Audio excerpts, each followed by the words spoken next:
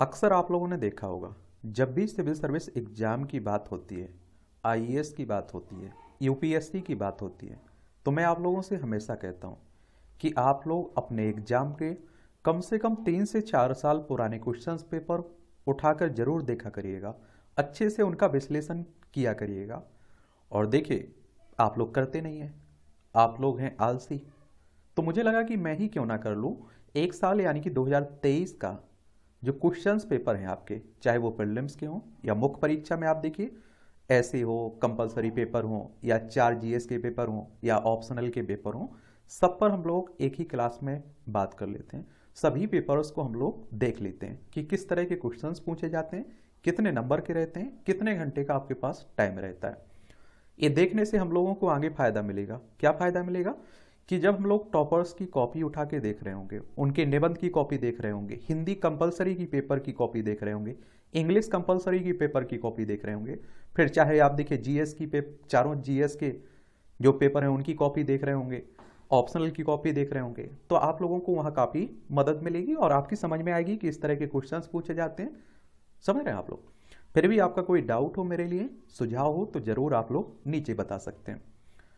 और देखिए, आप सभी जानते हैं कि प्रीलिम्स का भी पैटर्न बदल रहा है। किस तरह से पैटर्न बदल रहा है उस पर भी हम लोग इसी क्लास में बात कर लेंगे।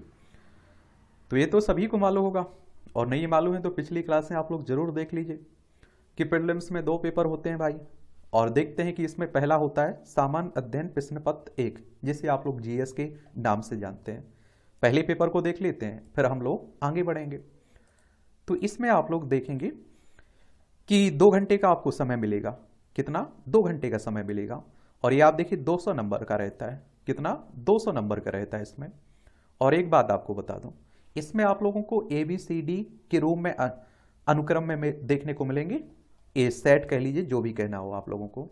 लेकिन इसमें सभी चारों सेट में आप देखिए क्वेश्चन समान समान रहते हैं, लेकिन उनका क्रम बदल जाता है।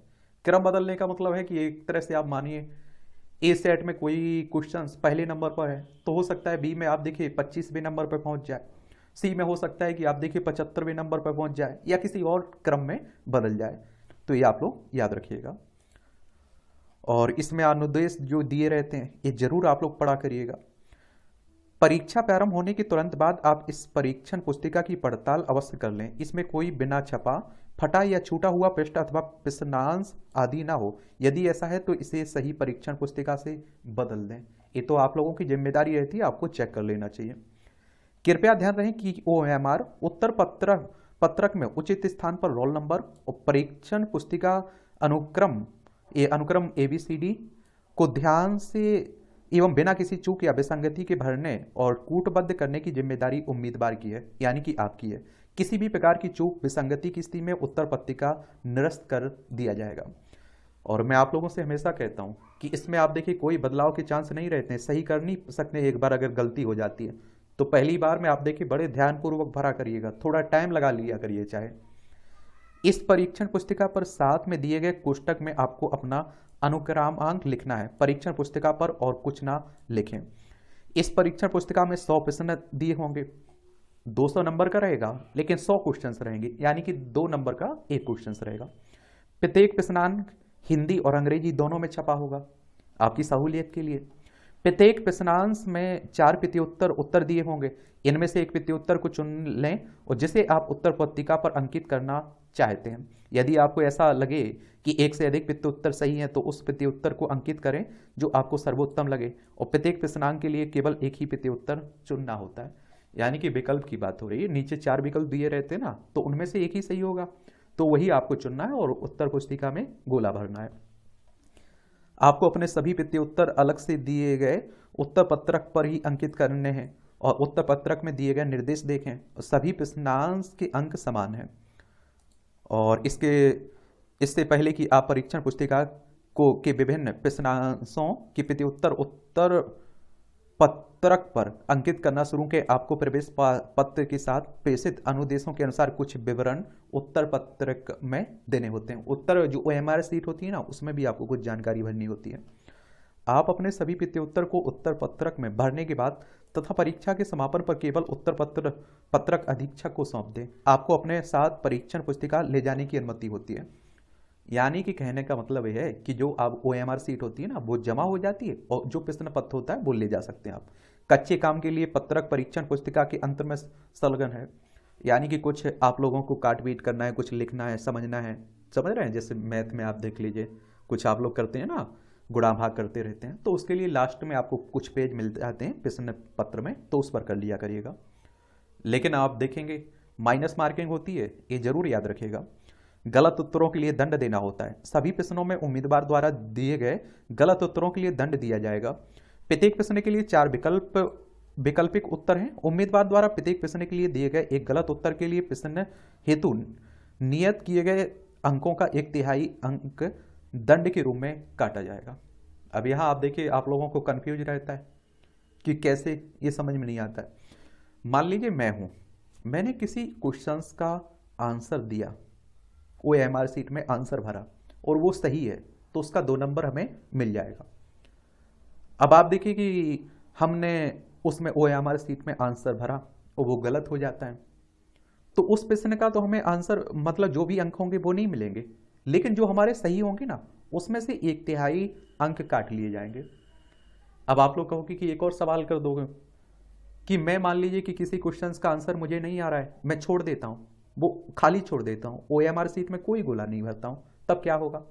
तो देखिए उस स्थिति में ना तो आपको उसका आंसर, उसका प्रश्न का अंक मिलेगा और ना ही आपसे कोई दंड लिया जाएगा, तो छोड़ सकते हैं आप, ठीक है। यदि कोई उम्मीदवार एक से अधिक उत्तर देता है तो इसे भी गलत उत्तर माना जाएगा, यद्यपि दिए गए उत्तरों में से एक उत्तर सही होता है, और यदि फिर उस प्रश्न के लिए उपयुक्त अनुसार ही उस तरह का दंड दिया जाएगा।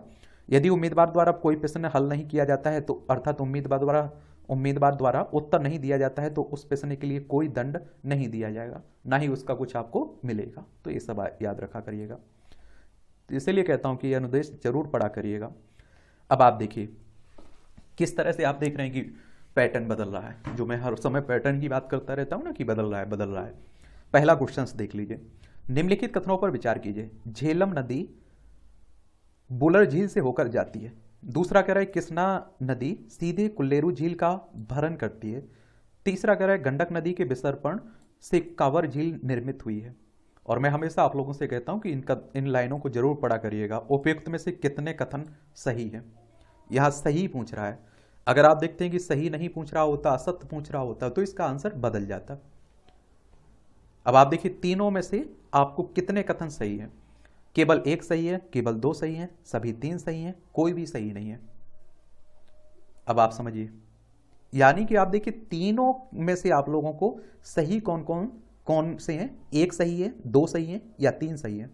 यानी कि इन तीनों कथनों को अगर आप लोग नहीं समझते हैं और सही गलत का फैसला नहीं करते हैं, आपको मालूम नहीं रहता है, तो आप इसका आंसर नहीं दे पाएंगे। देखिए इसमें केवल 1 पूछ रहा है, केवल 2 पूछ रहा है, केवल 1 में कोई भी सही हो सकता है, केवल 2 में कोई भी इन 3 में से सही हो सकता है, सभी 3 में तीनों सही हो सकते हैं। तो उसी की बात हो रही है। पहले किस तरह से क्वेश्चंस आते थे उसका भी मैं आपको बता देता हूं, और ये सब आप लोग देख सकते हैं, देखा करिएगा, ठीक है। क्वेश्चंस पेपर की PDF आपको टेलीग्राम पर डाल देता हूं, वहां से डाउनलोड करके अपने पास रख भी लीजिए आप लोग, ठीक है। तो इसमें आप लोगों को बताता हूं। देखिए इस तरह के क्वेश्चंस भी पूछे जाते हैं। निम्नलिखित कथनों पर विचार कीजिए। कथन 1, कथन 2, भारत अपने पास यूरेनियम निक्षेप होने के बावजूद अपने अधिकांश विद्युत उत्पादन के लिए कोयले पर निर्भर है। विद्युत उत्पादन के लिए कम से कम 60 तक समृद्ध यूरेनियम का होना आवश्यक है। कथन 2 कह रहा है उपयुक्त कथनों के बारे में निम्नलिखित में से कौन सा सही? कथन 1 और कथन दोनों सही है। कथन 2 कथन 1 ही सही व्याख्या करता है। इस तरह के क्वेश्चंस भी पूछे जाते हैं। और एक आप लोग देखेंगे किस तरह के क्वेश्चंस आते हैं। पहले आप देखते हैं कि उसी तरह के क्वेश्चंस आते थे जिस तरह का मैं बताने जा रहा हूं। अब आप देखें इस तरह के आने लगे, केवल 1, केवल 2, सभी 3, कोई भी नहीं। तो यही पैटर्न बदला है, और ये पैटर्न के लिए आप लोगों को और अच्छे से मेहनत करनी होगी और अच्छे से पढ़ना होगा। क्या पढ़ना होगा? और अच्छे से मेहनत करनी होगी, पढ़ना होगा। अब यहाँ बताता हूँ आपको, कोई क्वेश्चंस मिल जाए। देखिए उसी पैटर्न के पूरे, केवल 1, केवल 2, केवल 3, सभी 4, तो यही पैटर्न है। फिर आप लोग कहते हैं कि गलत कर बैठते हैं, और आप समझ रहे हैं कि एक एक क्वेश्चंस की वजह से प्रीलिम्स में से मुख्य परीक्षा में पहुंचना मुश्किल हो जाता है, बाहर होना पड़ता है। तो बड़ा ध्यानपूर्वक भरना चाहिए आपको। क्या करना चाहिए, बड़ा ध्यानपूर्वक देखना चाहिए और हर कुछ सही भरना चाहिए। अब आप देखिए कितने 46-47 क्वेश्चंस आपके इस तरह के क्वेश्चंस पूछे गए हैं बदले हुए पैटर्न पर, तो ये आप लोगों को ध्यान देना चाहिए। और पुराने क्वेश्चंस पेपर उठा के देख लेते हैं तो आप लोगों को एक मालूम चल जाता है कि कहाँ से किस तरह के क्वेश्चंस पूछे जा रहे हैं, पैटर्न क्या रखा जा रहा है, क्या पैटर्न कोई बदल रहा है। अब आप देखिए इसमें आप लोगों को एक कथन सही है, दो कथन सही है, केवल दो सही है, एक दो सही है, तो इस तरह का 3 कथन हो उसे मैं समझाता हूँ अच्छी तरह से, क्योंकि इसमें आप लोग समझ भी पाएंगे अच्छी तरह से, क्या कर पाएंगे, समझ भी पाएंगे। पूरे 100 क्वेश्चंस रहते हैं तो आप लोगों के पास काफ़ी क्वेश्चंस होते हैं, ये तो आप सभी जानते हैं। जानते हैं या नहीं जान पाते हो? नहीं जान पाते हो तो बताना मुझे। अब आप समझिए, एक आप देखिए 95वां क्वेश्चन देखिए, इसमें आप देखिए खेल पुरस्कारों के संदर्भ में निम्नलिखित युग्मों पर विचार कीजिए। इसमें आप लोगों को 4 एक तरह से युग्म दिए गए हैं। अब आप देखेंगे मेजर ध्यानचंद खेल रत्न पुरस्कार हो गया, अर्जुन पुरस्कार हो गया, द्रोणाचार्य पुरस्कार हो गया, राष्ट्रीय खेल पुरस्कार हो गया, और नीचे आप लोगों से पूछ रहा है कि उपयुक्त में से कितने युग्म सही हैं। अब कह रहा है कि केवल 1 सही है, केवल 2 सही है, केवल 3 सही है, सभी 4 सही हैं। यानी कि आप देखिए समझिए कि इन चारों को बारे में अगर आपको सही जानकारी नहीं है, क्लियर कट नहीं है, तो आप इसका आंसर नहीं दे सकते भाई। इसमें से एक भी सही, कोई भी कथन सही हो सकता है। अगर आप ए भी लगाते हैं, ए ऑप्शन लगाते हैं, तो इसमें से 4 में से एक कोई भी हो सकता है। फिर बी अगर लगाते हैं तो केवल 2, तो इनमें से 2 में से एक 3 सही हो सकता है, 2 4 सही हो सकता है, 3 4 सही हो सकता है, 2 3 सही हो सकता है, केवल 3 में कोई भी 3 सही हो सकते हैं, सभी 4 में चारों सही हो सकते हैं। इसमें आप अंदाजा नहीं लगा सकते हैं। पहले क्या होता था, अब मान लीजिए इसी में अगर आप देखें कि इस तरह से क्वेश्चंस पूछ लेता कि कथन या युग्म एक सही है, फिर आपसे दूसरा ऑप्शन कहता कि कथन या युग्म एक दो सही है, बी ऑप्शन में देता कि 1 और 2 सही है, तीसरे ऑप्शन में देता कि 1 2 3 सही है, और 4 में देता 1 2 4 सही है। तो इसमें से आप पकड़ते कि सही कौन है, सही कौन नहीं है, उसे आप पकड़ते और उसके हिसाब से आप आराम से आंसर उसका लगा सकते थे। थोड़ा बहुत अंदाजा लग जाता था इस तरह से। अब आप लोग नहीं ये अंदाजा लगा सकते हैं। अब आप देखिए यहां आप लोगों देख लीजिए, थोड़ा लास्ट 100वां क्वेश्चन देखिए, यहां आप देखिए। अब इसमें G20 के बारे में निम्नलिखित कथनों पर विचार कीजिए। 2 कथन दिए गए हैं, उपयुक्त कथनों में से कौन सा कथन सही है। इन 2 में से आप लोगों को सही पूछ रहा है आपसे, इन 2 में से आप लोगों को अगर सही दोनों क्लियर आपको मालूम है तो ठीक है, वरना आप केवल 1 केवल 2 1 2 और एक और कथन दिया होता, 3 दिए होते हैं, तब भी आप उसका गलत जो होता या सही जो होते उसके हिसाब से आप आंसर देने के बहुत नजदीक पहुंच जाते हैं, एक अंदाजा की स्थिति में पहुंच जाते हैं। ये आप समझिए आप, ठीक है। लेकिन जो पैटर्न बदल रहा है उसमें आपको बड़ा कट एक तरह से क्लियर रहना होगा और बड़े ध्यान से पढ़ना होगा किताबों को, एनसीईआरटी किताबों को आप लोगों को ध्यान से पढ़ना होगा, अपना बेस मजबूत करना होगा। मैं इसीलिए बार बार कह रहा हूं कि पुराने क्वेश्चंस पेपर देखिए, उनका एनालाइज कीजिए, विश्लेषण कीजिए, उन्हें समझिए कि पैटर्न बदल रहा है, पूरी तरह से बदल रहा है। अब 46-47 क्वेश्चन इस बार पूछे गए, अगली बार और बढ़ सकते हैं, अगली बार हो सकता है उसके बाद कोई और पैटर्न आ जाए, तो ये ध्यान में आपको रखना चाहिए। तो ये आपका प्रीलिम्स का पहला पेपर हो गया। ये आप देखिए प्रीलिम्स का दूसरा पेपर है जिसे आप लोग सी सेट कह देते हैं। क्या कह देते हैं? इसे आप लोग सी सेट कह देते हैं। प्रश्न पत्र दूसरा, इसमें आप देखते हैं 4 सेट रहते हैं, क्वेश्चन समान रहते हैं, क्रम बदल जाता है, पूर्णांक 200 का रहता है, 2 घंटे का समय रहता है, ये भी माइनस मार्किंग का रहता है, ये भी आप लोग याद रखिएगा। इसमें आप लोगों को 80 क्वेश्चंस देखने को मिलते हैं। कितने? 80 क्वेश्चंस देखने को मिलता है। 200 नंबर का रहता है, 2 घंटे ही समय मिलता है। तो इसे आप लोग पढ़ लीजिए। इसमें आप देखिए दिए गए आपके 3 परिच्छेदों को पढ़िए और परिच्छेदों के नीचे आने वाले प्रश्नांशों के उत्तर आपको देना है। तो इसकी पीडीएफ आपको टेलीग्राम पर डाल दिए, वहां जाकर आप लोग जरूर पढ़िएगा और उनके आंसर देने की कोशिश करिएगा। और मैं कह रहा हूं बार बार कि 3 से 4 साल पुराने क्वेश्चन पेपर उठा के जरूर देखिए और समझिए उन्हें, ठीक है। ये आप लोगों को करना चाहिए। अब इसमें आप देखिए मैथ भी आपकी आ जाती है। देखिए शेष फल क्या होगा, परिच्छेद ये भी आप लोग पढ़ा करिएगा अच्छे से। अब सी सेट को भी आप लोगों को पढ़ना पड़ेगा क्योंकि बहुत सारे लोगों का सी सेट भी नहीं निकल पा रहा है। तो कह देते हैं ना सी सेट क्वालिफाइंग प्रवृत्ति का है भाई, और जिसमें 33% नंबर चाहिए होते हैं, मुख्य परीक्षा में जो जाने का सफर होता है वो प्रीलिम्स के पहले पेपर के आधार पर कट ऑफ बनती है, लेकिन याद रखिएगा भले ही पहले क्वेश्चंस पेपर के आधार पर मेरिट लिस्ट बनती है, लेकिन दूसरा जो सी सेट का होता है ना, तो उसमें पास होना जरूरी है। अगर उसमें कोई फेल हो जाता है, 33% नंबर नहीं ला पाता है, और ये जो पहला पेपर होता है जीएस का, प्रीलिम्स का पहला पेपर होता है, उसमें 100 में से 100 क्वेश्चंस कर दीजिए आप, कोच नहीं बनने वाला है, तब भी आप मुख्य परीक्षा में नहीं बैठ पाएंगे। तो मैं कह रहा हूं बार बार आपसे कि थोड़ा ध्यान से पढ़िए, मेहनत करिए और अपने आप पर एक तरह से फोकस करिए, ये आप लोग देखेंगे। ठीक है, अब आप देखिए इसमें कथन केवल एक सही है, केवल दो, इस तरह के क्वेश्चंस आते थे तो काफ़ी हमें सहूलियत होती थी। समझ रहे हैं आप, ये कह रहा हूं मैं। अब पैटर्न बदल रहा है तो आप देखेंगे हमें सहूलियत नहीं हो रही है, परेशानी का सामना करना पड़ रहा है। और देखिए नॉर्मल सी बात है कि वो तो कहते हैं कि मैं मतलब छांटने के लिए बैठा हुआ हूं, आप में हिम्मत है तो आप जाइए, आप मुख्य परीक्षा में पहुंचिए, और नहीं है तो प्रीलिम्स में बाहर हो जाइए। ये आप देखिए वनडे एग्जाम तो नहीं रहा, ये याद रखिएगा, और ना ही स्टेट पीसीएस वाला रहा। कई स्टेट पीसीएस में आप देखते हैं कि तुरंत वन लाइनर में क्वेश्चंस पूछ लेता है। एमपीपीएससी में देखिए, अब आप देखिए यहां देखिए 4 कथन दिए गए इसमें, और इसमें आप देखिए उपयुक्त में से कौन सी अवधारणाएं वैध हैं। इनमें से आप लोग क्या करते, एक को लगा लेते कि कौन अवैध है, और फिर 3 आप लोग ढूंढते, आराम से आप पहुंच जाते हैं। थोड़ा समझ रहे हैं, सहूलियत होती थी, मैं कहने का मतलब ये समझ रहा हूं, कह रहा हूं, और मैं समझ भी रहा हूं। अब आप देखिए इसमें आप लोगों को देखें केवल 2 ही, केवल 3 की, केवल 4 की, सभी 5 की। थोड़ा समझिए पैटर्न।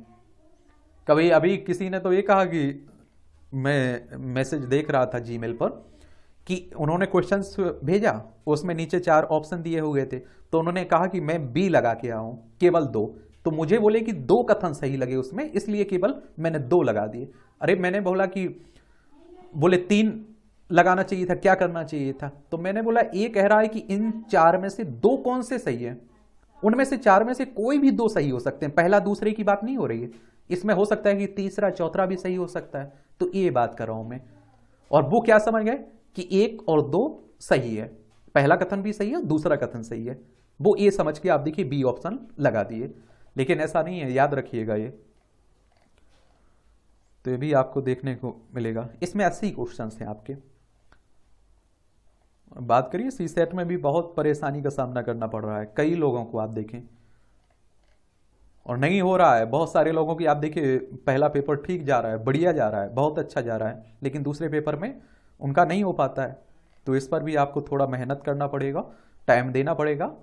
सी सेट के लिए मैं कहता हूं कि डेली 1 घंटे दीजिए और मेहनत करते रहिए आराम से। देखिए प्रीलिम्स और मुख्य परीक्षा दोनों को साथ लेकर चलिए, मैं हमेशा बोल रहा हूं आप लोगों से, और किसी को नहीं छोड़िए कि कल हम कर लेंगे, जब पेपर होगा तब देख लेंगे। अरे भाई वो कॉलेज का ज़माना ख़त्म हो चुका है। ये प्रवचन नहीं दे रहा हूँ, ज्ञान नहीं दे रहा हूँ, ये हकीकत है। आप देखते थे कि एक 2020 आती थी, आपकी तरह मैं भी क्या करता था कि लास्ट में 7-8 दिन 15 दिन पढ़ा, और आप देखते हैं कि क्वेश्चंस ज्यों के त्यों आते थे, तो वहाँ से मैंने दिमाग में कॉपी किया और वहाँ जाके एग्जाम हॉल में पेस्ट कर दिया। तो ये समय ख़त्म हो गया, और ज़मीन आसमान का फ़र्क है। आप देखिए कॉलेज के क्वेश्चंस पेपर में और यूपीएससी के क्वेश्चंस पेपर में, और कहीं से भी क्वेश्चंस पूछे जाते हैं। इसका जो सिलेबस है, पाठ्यक्रम है, एक महासागर है, प्रशांत महासागर है मैं कहता हूँ। हम उस पर आप देखते हैं कि एक तरह से नाराजगी व्यक्त भी नहीं कर सकते हैं कि ये सिलेबस के बाहर आया हुआ है, बिल्कुल नहीं। वो बता देंगे कि देखिए यहाँ से आया हुआ है। तो महासागर में कहीं से भी पानी 1 गिलास से 1 मग भरा जा सकता है, समझ रहेगा आप लोग, ये ध्यान दिया करिएगा। देखिए कच्चे काम के लिए यहाँ जो गुणा भाग करना होता है, जो भी करना होता है, यहाँ आप लोग कर सकते हैं। तो ये आपका प्रीलिम्स का पेपर हो गया, और मैं दुआ करता हूँ ऊपर वाले से अच्छे से मेहनत करिए आप, और आपका प्रीलिम्स मैं यही मान के चल रहा हूँ कि हो गया। अब आप क्या करेंगे, ये आप लोगों के मन में सवाल आ रहा है। अब मुख्य परीक्षा में पहुंचेंगे भाई, और इसमें आप लोग देखेंगे कंपलसरी पेपर होंगे 2, एक तो हिंदी का होता है, एक इंग्लिश का होता है, इंग्लिश हिंदी जो भी आपको कहना है। तो इसमें आप देखेंगे कि सबसे पहले हम लोग इंग्लिश का देख लेते हैं। तो ये 300 नंबर का रहता है, कितने 300 नंबर का रहता है, 3 घंटे का आपका समय रहता है इसमें, 3 घंटे का पेपर और 300 नंबर का रहता है। अब आप देखिए इसे भी बड़े ध्यानपूर्वक पढ़ा करिएगा। एक बात, एक कंपलसरी है, क्वालिफाइंग प्रवृत्ति का है। अब आप कहेंगे क्वालिफाइंग प्रवृत्ति का क्या है? जो फाइनल मेरिट लिस्ट बनती है उसमें कंपलसरी पेपर ना तो हिंदी ना ही इंग्लिश के नंबर नहीं जुड़ते हैं, ये आप लोगों को याद रखना चाहिए। फाइनल मेरिट लिस्ट बनती है उसमें निबंध, 4 जीएस पेपर और आपका ऑप्शनल दोनों पेपर, और आप देखेंगे इंटरव्यू के नंबर जुड़ते हैं, उसी के आधार पर आपको कोई मेरिट लिस्ट बनती है और कोई पद मिलता है। इसमें आप लोगों को केवल पास होना होता है। 300 नंबर में से आप देखिए 25% नंबर चाहिए होते हैं, यानी कि 75 नंबर लाने होते हैं। 75 नंबर ले आए आप पास हो जाएंगे, लेकिन 75 नंबर लाना अनिवार्य है, ये भी याद रखिएगा। और इसमें आप देखेंगे ये 600 नंबर का 600 वर्ड में आप लोगों को निबंध लिखना है, ऐसे लिखना है। 100 नंबर का रहता है, 4 टॉपिक में से एक आपको चुन लेना है। ये सब आप देखा करिएगा। पैसेज ये 75 नंबर का है, तो ये भी देखा करिएगा। ये आप देखिए,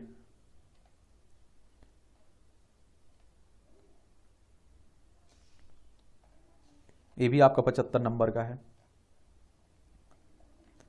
इस सब ध्यान देना है आप लोगों को भैया। ये सब इसके क्वेश्चंस हो गए।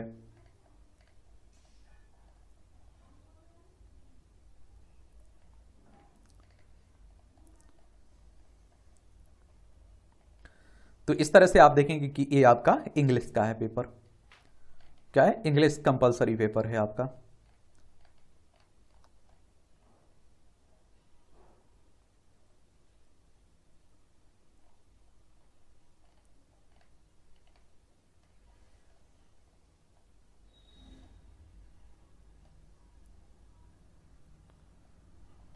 ये तीसरा क्वेश्चन है, ये चौथा हो गया। देखिए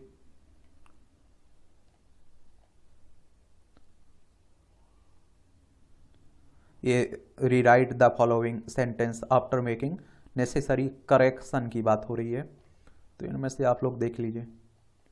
और इसके लिए भी आप लोगों को पढ़ना है, ऐसा नहीं छोड़ देना है कि हाँ ठीक है, अरे हम तो कर लेंगे, ठीक है, क्वालिफाइंग प्रवृत्ति का है। ये भ्रम मत पालिए, आपको पढ़ना पड़ेगा। Rewrite the following sentence in A directed without changing the making, ये भी आप लोग देख लीजिएगा।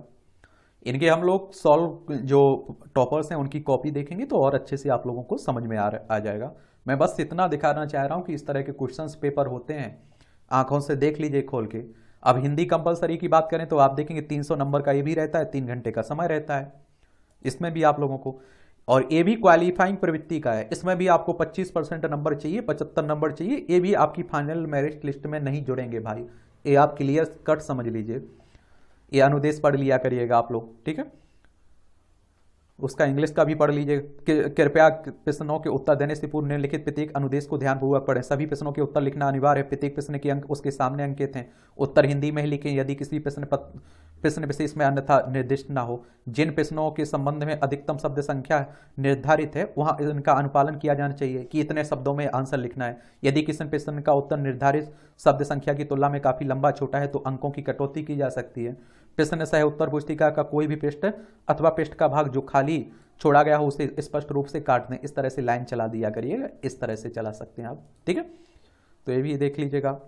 अब आप देखिए एक निबंध आपको लिखना है, यहाँ भी 600 शब्दों में लिखना है, 100 नंबर का रहेगा, 4 में से एक चुनना है आपको।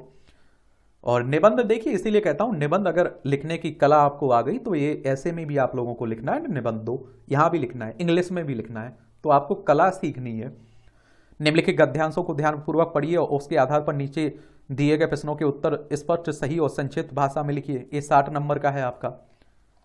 इन सब की पीडीएफ आपको टेलीग्राम पर उपलब्ध करा दी जाएगी, तो वहां से जाकर डाउनलोड कर लीजिए, अपने पास रख लीजिए और पढ़िए अच्छे से। तो ये भी आप देखेंगे।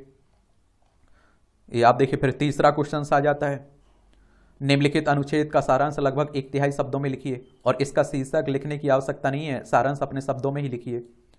60 नंबर का है। और एक क्वेश्चन से चौथा, निम्नलिखित गद्यांश का अंग्रेजी में अनुवाद करना है आपको, 20 नंबर का है। अंग्रेजी में ट्रांसलेट करना है, समझ रहे हैं आप लोग। तो ये भी आप लोगों को इतनी अंग्रेजी आनी चाहिए। निम्नलिखित गद्यांश का हिंदी में अनुवाद करना है, लीजिए भाई ये भी आप लोगों को 20 नंबर का है। अब यहाँ हिंदी से, वहाँ हिंदी से इंग्लिश में किया, यहाँ इंग्लिश से हिंदी में करिए। थोड़ी बेसिक आपकी इंग्लिश ठीक होनी चाहिए। निम्नलिखित मुहावरों का अर्थ स्पष्ट करते हुए उनका वाक्यों में प्रयोग करें। ये 10 नंबर के हैं, 2-2 नंबर के, तो ये भी आप देखेंगे, ये सब आप देख लीजिए।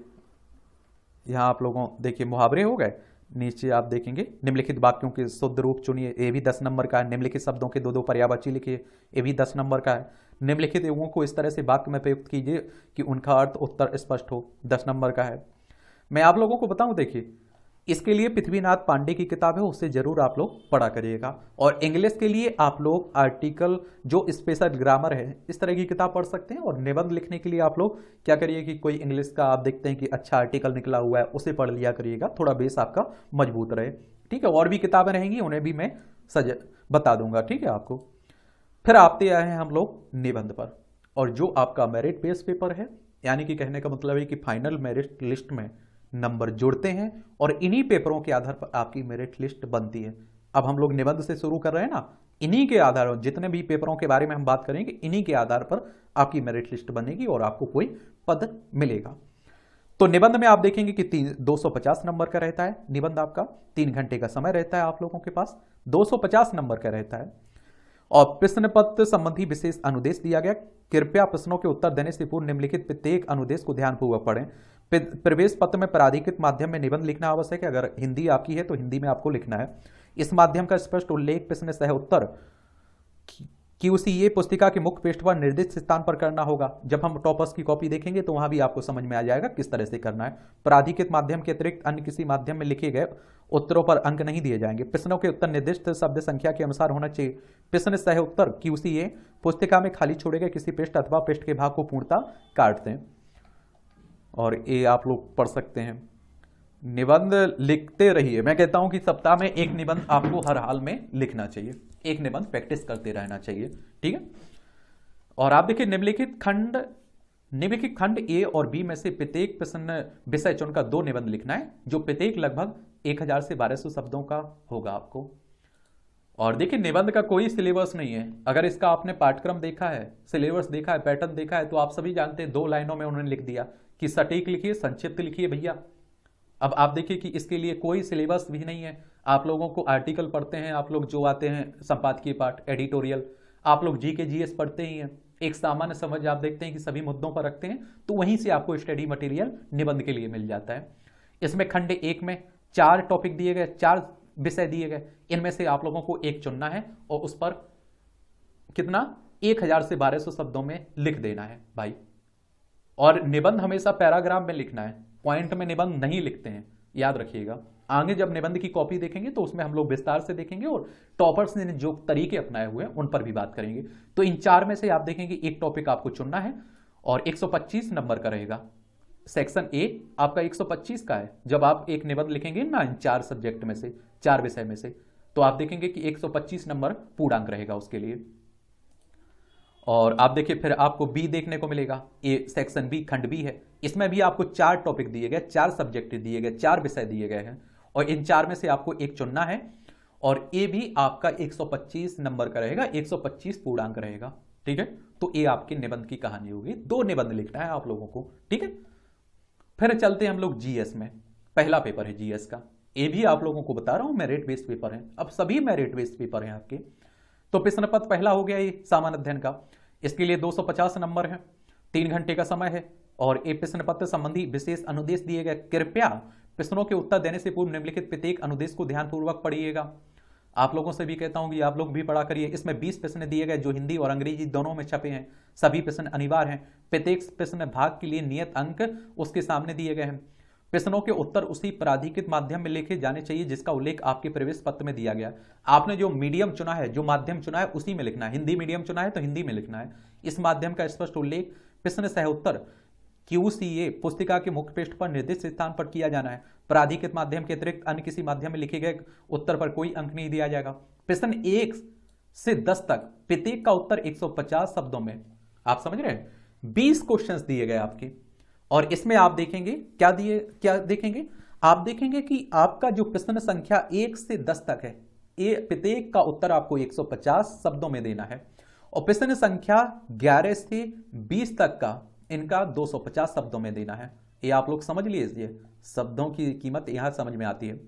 प्रश्नों में इंगित शब्द सीमा को ध्यान में रखिए और प्रश्न सह उत्तर पुस्तिका में खाली छोड़ेगा कोई पृष्ठ अथवा पृष्ठ के भाग को पूर्णता काट दें, ये कहा जाता है, हर जगह कहा जाता है।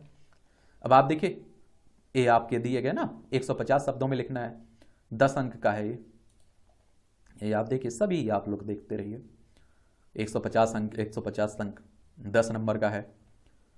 और इस तरह से आप देखेंगे आपका यहाँ 10 तक आप देखिए 150 शब्दों में लिखिए, 10 अंक इसके लिए हैं। फिर आप लोग आ जाइए 11वें क्वेश्चन पर, 250 शब्दों में लिखिए, इसके लिए 15 नंबर हैं आपके पास पूर्णांक। और यहाँ से आप चलते रह जाइए, चलते जाइए, चलते जाइए, ये 20 क्वेश्चन हैं। और इसमें आप देखते हैं कि 10 आपको 150 शब्दों में लिखना है और प्रत्येक प्रश्न का उत्तर आप लिखेंगे तो उसके लिए पूर्णांक 10 नंबर रहेगा। और 250 शब्दों में लिखेंगे उसके लिए पूर्णांक 15 नंबर रहेगा, ठीक है, प्रत्येक प्रश्न के लिए। तो ये आपका जीएस का पहला पेपर हो गया। फिर दूसरा है आपका पेपर, इसके लिए भी 250 अंक रहते हैं, 3 घंटे का समय रहता है। ये भी आप लोगों को अनुदेश अच्छे से पढ़ लेना है। और आप देखिए सभी वही कहा जा रहा है, 1 से 10 तक उत्तर 150 शब्दों में होंगे, प्रश्न संख्या 11 से 20 तक 250 शब्दों में होंगे। यहाँ भी आप लोग देख लीजिए, इन सब की पीडीएफ आपकी टेलीग्राम पर डाल दी है, वहाँ जाकर आप लोग पढ़ लीजिए। देखिए 10 नंबर है प्रत्येक प्रश्न के लिए, पूर्णांक आपका 150 शब्दों में लिखना है 10 तक, ये जरूर ध्यान रखा करिएगा। अब आप देखिए 11वां क्वेश्चन आप देखिए 15 नंबर का हो गया, क्योंकि इसमें आपको 250 शब्द लिखना है। इस तरह से आप देखें इसमें भी आपको 20 क्वेश्चंस दिए गए हैं। कितने? 20 क्वेश्चंस हैं। फिर आप देखें तीसरा क्वेश्चन पेपर है जीएस का, ये सामान्य अध्ययन प्रश्न पत्र तीसरा, 250 नंबर का है, 3 घंटे का समय दिया गया है। और इसमें आपको अनुदेश दिए गए हैं 1 से 10 तक 150 शब्दों में है और 11 से आप देखिए 20 तक 250 शब्दों में है। इसमें आप देखेंगे, ये आप लोग पढ़ते रहिए, जरूर पढ़िएगा आप लोग अच्छी तरह से। ये 10 नंबर का है, प्रत्येक क्वेश्चन 150 शब्दों में लिखना है और 1 से लेकर 10 तक 150 शब्दों में लिखना है। और आप देखते हैं कि 10 नंबर इसके लिए पूर्णांक रहेगा। 11वां क्वेश्चन देखिए, ये 250 शब्दों में लिखना है, 15 नंबर का है ए, तो ये शब्द बदल जाते हैं, ठीक है। तो इस तरह से इसमें भी 20 क्वेश्चंस आपके हैं, ठीक है। फिर आप देखेंगे कि प्रश्न पत्र 4, सामान्य अध्ययन का प्रश्न पत्र 4 पेपर 4 कह देते हैं, ये भी 250 नंबर का है, 3 घंटे का आपको समय मिलेगा, इसके लिए भी 3 घंटे आपके पास हैं, 250 नंबर है। अब आप देखिए, कृपया प्रश्नों के उत्तर देने से पूर्व निम्नलिखित प्रत्येक अनुदेश को ध्यानपूर्वक पढ़ें। वहां 20-20 क्वेश्चन थे, लेकिन यहां बदल रहा है कुछ। इसमें 12 प्रश्न हैं जो 2 खंडों में विभाजित हैं, हिंदी और अंग्रेजी दोनों में छपे हुए हैं। सभी प्रश्न की अनिवार्य है उत्तर देना, अनिवार्य करना है। और प्रत्येक प्रश्न भाग के लिए नियत अंक उसके सामने दिए गए। प्रश्नों के उत्तर उसी प्राधिकृत माध्यम में लिखे जाने चाहिए जिनका उल्लेख आपके प्रश्न पत्र में किया गया है। इस माध्यम का स्पष्ट उल्लेख प्रश्न सह उत्तर QCA पुस्तिका के मुख्य पृष्ठ पर निर्दिष्ट स्थान पर किया जाना चाहिए। प्राधिकृत माध्यम के अतिरिक्त अन्य किसी माध्यम में लिखे गए उत्तर का कोई अंक नहीं दिया जाएगा। मान लीजिए है हिंदी, आप लिख रहे हैं इंग्लिश में, है इंग्लिश है लिख रहे हैं हिंदी में, तो नहीं दिया जाएगा भाई। और प्रश्नों में इंगित शब्द सीमा को ध्यान में रखिएगा। और प्रश्न सह उत्तर QCA पुस्तिका में खाली छोड़ेगा कोई पृष्ठ अथवा पृष्ठ के भाग को इस तरह से आप काट दिया करिएगा, ठीक है। अब इसमें आप देखेंगे पेपर A4 है, खंड A है, और इसमें प्रश्न 1, ये आप देखिए 150 शब्दों में लिखना है आप लोगों को, 10 नंबर का है ये, ठीक है। प्रश्न दूसरा आप देखेंगे, ये भी आप देखिए 10 नंबर का है, 10 नंबर के हैं सब, और आप लोगों को 150 शब्दों में लिखना है। ये आप देखिए 150 शब्द में लिखना है और 10 नंबर है। ये सब पढ़ा करिए, देखा करिए भाई। प्रश्न 4 है, इसमें 150 शब्दों में लिखना है, 10 नंबर है इसके लिए। ये सब आप देखिए 150 शब्द हैं, 10 शब्द 150 शब्दों में लिखना है, 10। खंड भी आप देखिए, आप देखिए कई सालों से आप एक राष्ट्रीयकृत बैंक में कार्यपालक के रूप में काम कर रहे हैं। 7वां क्वेश्चन इसमें आप देखिए, इसमें कौन सी नैतिक मुद्दे शामिल, नैतिकता के नजरिए से बैंक मैनेजर के व्यवहार का मूल्यांकन कीजिए। 250 शब्दों में देना है इसका आंसर, 250 शब्दों में देना है, 20 नंबर का है देखिए। और ये आप देखिए ये भी आपका, ये भी 250 शब्दों में देना है, इसका पूर्णांक भी 20 नंबर का है। 9वां, ये भी आप देखते हैं कि 250 शब्दों में देना है, और इसका भी आप लोगों को देखने को मिलेगा 20 शब्दों का है, 20 नंबर का है। विनोद एक ईमानदार निष्ठावान आईएएस अधिकारी हैं, आपके सामने परिस्थिति खड़ी कर देते हैं कि आप भैया इसमें क्या करोगे इस परिस्थिति में, तो उन्हीं की बात हो रही। इथिक्स पढ़ते हैं ना, नैतिकता पढ़ते हैं ये सब आप लोग, तो उसी पेपर की बात हो रही है। तो इसमें भी आप देखें 250 शब्दों में है और 20 नंबर का ए भी आपका 20 का ही है। देखिए 11वां क्वेश्चन है इसमें। इसमें आप देखेंगे कि आपका 250 शब्दों में है और आप लोगों को देखने को मिलेगा 20 क्वेश्चंस देखने को मिलेंगे। 12वां क्वेश्चन आप देखेंगे 250 शब्दों का है और आप देखेंगे भैया कि आप लोगों का 20 नंबर का है। तो इस तरह से आप देखेंगे कि ये पेपर 4 खत्म हो जाता है जीएस का। अब भाई आते हैं हम लोग ऑप्शनल पर। किस पर आते हैं? ऑप्शनल पर। अब आपने जिसने ऑप्शनल चुना होगा, इतिहास कोई चुनता है, कोई भूगोल चुनता है, कोई आप देखते हैं कि क्या चुन लेता है भैया, समाजशास्त्र चुन लेता है। तो यहां हम लोगों ने 3 सब्जेक्ट के क्वेश्चंस पेपर रखे हुए हैं। इन तीनों में से कोई भी आप लोगों ने चुना होगा तो उसका है ये, ठीक है। सबसे पहले हम लोग इतिहास की बात करते हैं। तो आप देखेंगे इतिहास का ऑप्शनल जो रहता है वो 500 नंबर का रहता है। उसमें 2 पेपर रहते हैं। हर ऑप्शनल में आप देखें 2 पेपर होते हैं। प्रत्येक पेपर, पहला पेपर भी 250 नंबर का रहता है, 3 घंटे का समय रहता है। दूसरा प्रश्न पत्र भी 250 नंबर का रहता है, 3 घंटे का समय रहता है। दोनों आप देखते हैं कि ऑप्शनल आपके क्वेश्चंस पेपर, एक पेपर रहता है, एक आपका सब्जेक्ट रहता है, उसके 2 पेपर रहते हैं। मान लीजिए मैंने भूगोल रखा हुआ है, तो भूगोल आप देखते हैं कि जो ऑप्शनल है वो 250 का पहला उसमें पेपर होगा, दूसरा भी 250 का होगा, टोटल वो 500 होंगे। तो ये ध्यान रखा करिए। अब आप देखिए इतिहास का पहला पेपर है, प्रश्न पत्र पहला है ऑप्शनल का, और इसके लिए 250 अंक दिए गए, 3 घंटे का समय दिया गया। अब इसे थोड़ा ध्यान से पढ़िए। प्रश्न पत्र संबंधी विशेष अनुदेश उत्तर देने के पूर्व निम्नलिखित निर्देशों को ध्यानपूर्वक पढ़ें। इसमें 8 प्रश्न हैं, 2 खंडों में विभाजित, हिंदी और अंग्रेजी दोनों में छपे हैं। परीक्षार्थियों को कुल 5 प्रश्नों के उत्तर देना है और प्रश्न संख्या 1 और 5 अनिवार्य है। 1 से 5 नहीं लिखा है, 1 और 5 अनिवार्य है। ये आपको हर हाल में करना है। और बाकी प्रश्नों में से प्रत्येक खंड से कम 1 प्रश्न चुनकर 3 प्रश्नों के उत्तर देना है।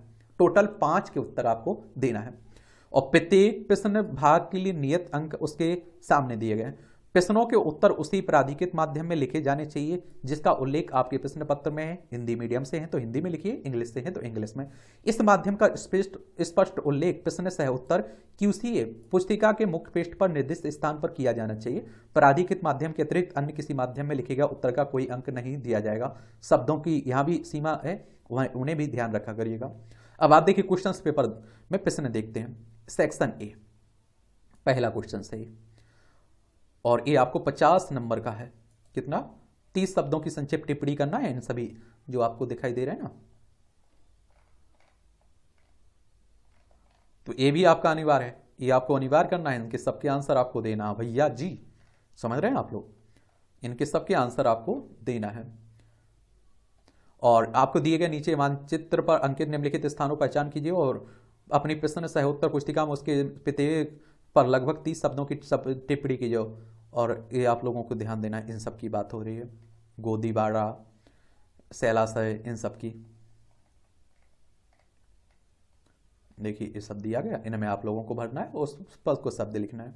दूसरा प्रश्न पत्र ये आप देखिए 20 नंबर का है, 15 नंबर का, 15 नंबर का। तीसरा क्वेश्चन पेपर है। पहला 5वें का जरूर देना है, बाकी में से आप देखते हैं कि पढ़ा ना आप लोगों को। ये सेक्शन बी है, ये 5वें का जरूर आपको लिखना है। प्रत्येक का उत्तर 150 शब्दों में लिखना है और बाकी इनमें से आप लोग चुन सकते हैं जो आपको लिखना है।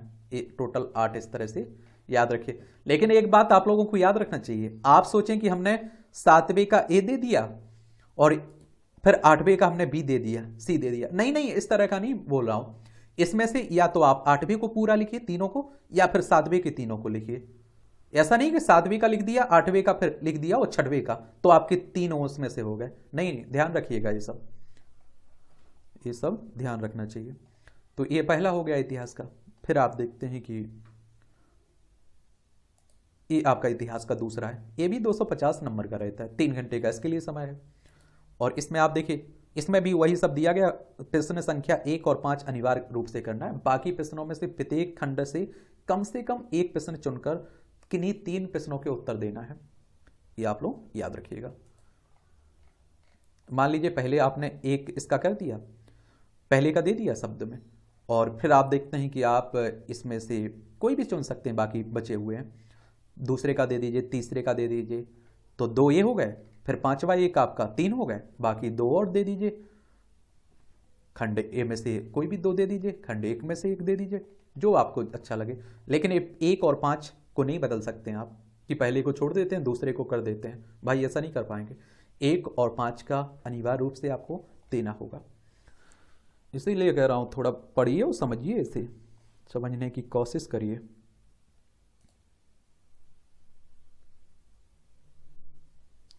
ये आप देखिए भूगोल का है, इसमें भी 1 और 5 अनिवार्य है। बाकी प्रश्नों में से प्रत्येक खंड से कम 1 प्रश्न चुनकर 3 के प्रश्नों के उत्तर देना है। उनका कहने का मतलब है कि देखिए कि आप देखिए, उनका कहने का सीधा सा मतलब है कि प्रश्न 1 का आंसर दीजिए, प्रश्न 5 का आंसर दीजिए, फिर दोनों खंड में से, पहले खंड में से और दूसरे खंड में से एक कम से कम चुनिए और 3 क्वेश्चंस के किसी भी के आंसर दीजिए। खंड ए से 2 चुन लीजिए, खंड बी से 1 चुन लीजिए, या खंड 1 से 1 चुन लीजिए, खंड बी से 2 चुन लीजिए। लेकिन 1, 5 तो आप लोगों को जरूर देना, उसके बाद 3 आपको और देने हैं। ये सब ध्यान रखा चाहिए। मान लीजिए मैंने अपना उदाहरण दे रहा हूं, इसमें मान लीजिए कि मैंने 1 तो कर दिया, तो मेरा 1 तो मुझे करना है, इसका तो मैं कोई विकल्प नहीं ढूंढ सकता हूं।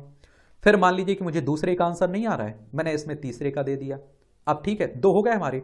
अब इसमें से मुझे किसी का नहीं आ रहा है, अब खंड बी में जाएंगे हम, तो 5वें का तो अनिवार्य है, हमने दे दिया। तो इसमें 2 पहले वाले में से दे दिए, 1 और 3, और इसमें से हम क्या करेंगे 5, तो 3 हो गए क्वेश्चन, 5वें का हमने दे दिया। अब आप देखिए हमारे पास बचता है ये 1, 2, 3, इसमें से हमें कोई 2 चुन लीजिए और दे दीजिए, तो टोटल 5 हो गए आपके। ये सब ध्यान रखा करिए। देखिए टोटल 1 और 5 आपके अनिवार्य हैं, और बाकी में से प्रत्येक खंड से एक कम से कम एक प्रश्न चुनकर 3 प्रश्नों के उत्तर देना है। 1 और 5 का तो देना है, बाकी दोनों में से एक चुनिए, एक तो जरूर रहना चाहिए, बाकी कर सकते हैं आप। अब आपकी ये समझ में अभी भी नहीं आ रहा है, ये भूगोल का है ऑप्शनल, तो एक बार मैं इसमें बता देता हूं। समाजशास्त्र में इसमें भी वही है, उसी तरह का पैटर्न है। ये भी 250 नंबर का रहता है, 3 घंटे का समय रहता है आपके पास। अब मैं क्या करूंगा, देखिए मैं मान लीजिए कि मेरा ऑप्शनल है समाजशास्त्र, अब मुझे आंसर देना है, तो मैं किस तरह से दूंगा। देखिए इसे पढ़िए, प्रश्न 1 और 5 को तो अनिवार्य करना है। क्या करना है, अनिवार्य करना है। इसमें 8 प्रश्न दिए गए हैं, तो 8 में से हमें 1 और 5 तो अनिवार्य करना है, उसका कोई विकल्प नहीं है, उसे नहीं छोड़ सकते हम। तो 1, 5 कर दिया हमने। अब हम देखिए खंड 1 में पहला दिया रहता है, खंड बी में आप देखते 5वां, तो ये अनिवार्य करना है हमें। तो 2 क्वेश्चन हमने कर दिए, अब 3 और हमें करना है।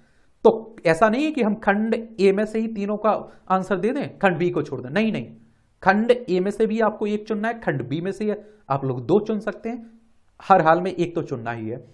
तो मैं क्या करूंगा, मान लीजिए मुझे करना है, आंसर देना है, तो पहला मैंने दे दिया, 1 हमारा क्वेश्चन समाप्त हो गया। अब हमें दूसरा नहीं आ रहा है, हमें तीसरा भी नहीं आ रहा है, तो हम क्या करेंगे, हम 4 का आ रहा है, 4 दे देंगे, 4 के आंसर दे देंगे। अब हमने खंड 4 में 1 और चुन लिया, यानी कि 2 क्वेश्चंस के आंसर हमने दे दिए, अब 3 के और देना है, तो 5 तो अनिवार्य है, 5 का तो हमें देना पड़ेगा, हर हाल में देना है, तो 5वें का दे दिया, 3 क्वेश्चंस के आंसर हो गए। अब बाकी हमारे पास बचते हैं 6, 7, 8, इसमें से 2 कोई भी चुन लीजिए जो आपको आ रहे हैं, उनका आंसर दीजिए, आपके टोटल 5 क्वेश्चंस हो गए। ये सभी की बात हो रही, 6 ए, ना कि ए बी सी डी बने, इनकी नहीं बात हो रही है, इन तीनों के आंसर देने पड़ेंगे। अगर हम 6वां क्वेश्चन चुनते हैं तो इन तीनों के देना होगा, 7वां चुनते हैं तो इन तीनों के देना होगा, 8वां चुनते हैं तो इन तीनों का देना होगा। ऐसा नहीं है कि हम 8 का ए चुन लें, 7 का बी चुन लें और 6 का सी चुन लें और हम कह दें कि हो गया। नहीं नहीं, जो 1 चुन रहे हैं उसी के सभी का। और समझने में नहीं आ रहा हो तो आप बताइएगा, तो और किसी तरह से समझा दें। और इन सब के पेपर आपको टेलीग्राम पर डाल देता हूं, तो वहां जाकर पढ़ लीजिएगा। अब आपको कोई सवाल हो, मेरे लिए सुझाव हो, तो जरूर आप बता सकते हैं। बाकी आप मेहनत करिए ईमानदारी से, पैटर्न बदल रहा है ये आप भी जानते हैं और बहुत अच्छी तरह से जानते हैं आप। और मुझे इसमें बोलने की जरूरत नहीं है, मुझे लगता है अब लगती है, क्योंकि आप सभी लोग पढ़े लिखे हैं और समझदार भी हैं और मेहनत भी करते हैं। ठीक है, तो चलिए आगे हम लोग टॉपर्स की जो भी कॉपी हैं उन्हें भी देखते रहेंगे, तो उससे एक फॉर्मेट आपको मिल जाएगा, किस तरह से आंसर राइटिंग करनी है, किस तरह से निबंध लिखना है, किस तरह से क्या करना है। बाकी आप लोग मेहनत करिए, मेरी तरफ से पूरी शुभकामनाएं हैं।